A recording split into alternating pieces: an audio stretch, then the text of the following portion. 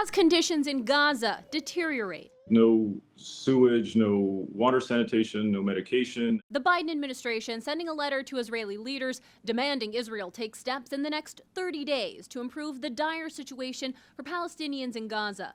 The U.S. threatening an arms embargo if changes aren't met. It is certainly connected to what we have seen, which is a decrease of humanitarian aid in Gaza. The 30-day deadline for Israel is after the presidential election, raising questions of logistically putting the threat into action. I'm not going to get into a timeline from here. A day after the weapons embargo threat from the U.S., Israel announced it had allowed 50 aid trucks to enter northern Gaza.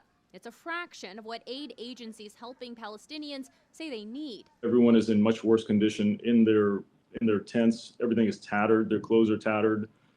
People don't have shoes anymore.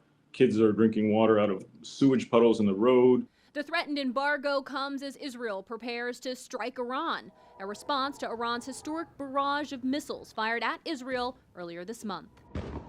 The attack, perhaps the biggest test yet for Israel's aerial defense system. We sat down Wednesday with Yoav Turgman, the CEO of Rafael, the Israeli defense company who manufactures the Iron Dome. We try to develop the system and to perfect it in a way that we will be always at least one step ahead of our enemies.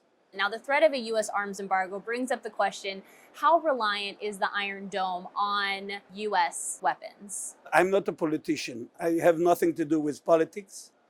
But in general, we are totally independent in our ability to produce Iron Dome interceptors and the system as a whole.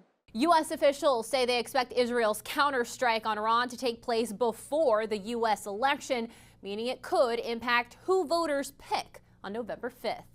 In Washington, I'm Kayla Gaskins.